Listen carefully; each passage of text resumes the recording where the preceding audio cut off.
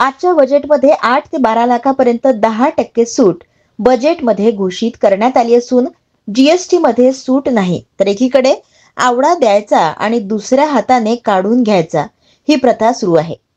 ही magic Narendra Modi जेव्हापासून देशाचे पंतप्रधान झाले तेव्हापासून लोकांच्या हातात पैसे कमी मिळावे तर मिळालेच नाही पाहिजे अशा प्रकारची भूमिका आहे। म्हणून हा जनविरोधी बजेट आहे। संकल्पात आपण पाहिलं असेल की शेतकरी हा विषय त्यांच्यासाठी नाही, देशातल्या फक्त 4.5 कोटी लोकांसाठी टॅक्स फ्रीची योजना त्यांनी दिली।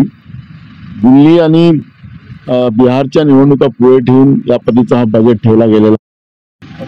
शेतकऱ्यांच्या शेतीच्या मालाला भाव देण्याच्या बाबतची भूमिका मांडलेली नाही। शेतकऱ्यांना कर्ज जास्त वाढवण्यासाठी हे प्रोविजन त्यांनी केलंय। आता शेतकरी कर्ज घेईल आणि त्याच्या शेतीच्या मालाला भाव मिळायचा नाही। एकाकडे शेतकऱ्यांना सांगितले की तुरी लावा, तुरी पिकल्यात आणि सरकारने आयात करून तुरीचे भाव पाडले।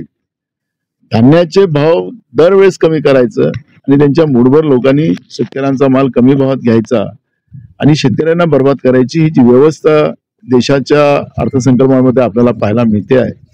निश्चित रूपानं आजचा नरेंद्र मोदीच्या सरकारचा अर्थसंकल्प हा शेतकरी विरोधी आहे, गरीब विरोधी आहे आणि महागाई कुठे कमी करणार काय याच्यावरची कुठली भूमिका मांडली नाही। दर महिन्याला जीएसटीच्या माध्यमातून महागाई वाढवायची आणि मग सगळ्या लोकांना लुटायचं, हा या बजेटचा उद्देश आहे।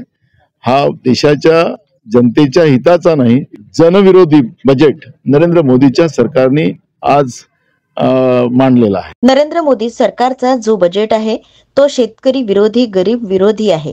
एकीकडे महागाई वाढवून शेतकऱ्यांना लुटण्याचं काम ही सरकार करत आहे। तुम्ही जीएसटी मध्ये किती वाढ करता? हे सूट नाहीये। हे एकीकडे आवडा द्यायचा, बोर द्यायची आणि दुसऱ्या हाताने आवडा काढून घ्यायचा, ही प्रथा आहे। हे मॅजिक जे नरेंद्र मोदी जेव्हापासून देशाचे प्रधानमंत्री झाले त्याप्रमाणे झालेलं आहे। लोकांच्या हातात पैसे कमी मिळाले पाहिजे आणि लोकांना पैसेच मिळाले नाही पाहिजेत अशा पद्धतीच्या भूमिका ते सातत्याने करतात आणि म्हणून हा जनविरोधी बजेट आहे।